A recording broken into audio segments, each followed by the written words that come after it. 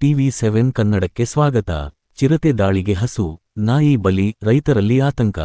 ಚಿತ್ರದುರ್ಗ ಜಿಲ್ಲೆ, ಸಿರಿಗೆರೆ ಸಮೀಪದ ಸೀಗೆಹಳ್ಳಿ ಗ್ರಾಮದ ರೈತ ಮಹಿಳೆ ಪ್ರೇಮ ಅವರ ಹಸು ಫಾರಂ ಮೇಲೆ ಶುಕ್ರವಾರ ಮಧ್ಯರಾತ್ರಿ ಚಿರತೆ ದಾಳಿ ನಡೆಸಿ, ಒಂದು ಹಸು ಹಾಗೂ ನಾಯಿಯನ್ನು ಕೊಂದು ಹಾಕಿದೆ. ಈ ಘಟನೆ ಗ್ರಾಮಸ್ಥರು ಹಾಗೂ ರೈತರಲ್ಲಿ ತೀವ್ರ ಆತಂಕಕ್ಕೆ ಕಾರಣವಾಗಿದೆ.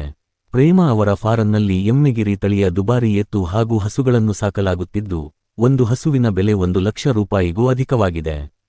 ಚಿರತೆ ಮತ್ತೆ ದಾಳಿ ಮಾಡಿದರೆ ಇನ್ನಷ್ಟು ನಷ್ಟ ಉಂಟಾಗುವ ಭೀತಿ ರೈತ ಕುಟುಂಬವನ್ನು ಕಾಡುತ್ತಿದೆ.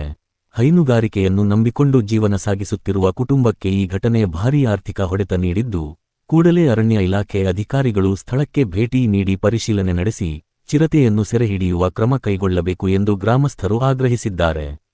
ಮಳೆ ಕೊರತೆಯಿಂದ ಸಂಕಷ್ಟದಲ್ಲಿರುವ ರೈತರು ರಾತ್ರಿ ವೇಳೆ ಕೊಳವೆಬಾವಿ ನೀರು ಬಿಡಲು ಹೊಲಗಳಿಗೆ ತೆರಳಬೇಕಾಗಿರುವುದರಿಂದ ಚಿರತೆ ದಾಳಿಯ ಭಯ ಇನ್ನಷ್ಟು ಹೆಚ್ಚಾಗಿದೆ.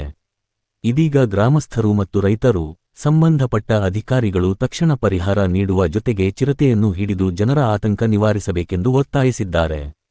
ಮೌನೇಶ ಆಚಾರ್, ಚಳ್ಳಕೆರೆ, TV7 ಕನ್ನಡ. ನನ್ನ ಹೆಸರು ಪ್ರೇಮ, ರೈತ ಮಹಿಳೆ. ನಾನೊಬ್ಬಳು ರೈತ ಮಹಿಳೆ.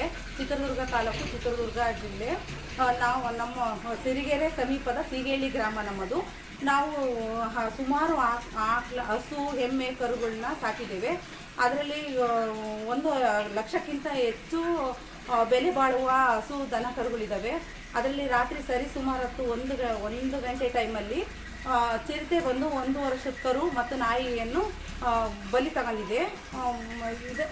ಇದಕ್ಕೆ ದಯವಿಟ್ಟು ನನ್ನಲ್ಲಿ ಏನು ಮನವಿ ಮಾಡ್ಕೊಳ್ತೀನಿ ಅಂದರೆ, ಅರಣ್ಯ ಇಲಾಖೆದವರು ಬಂದು ಕೂಡಲೇ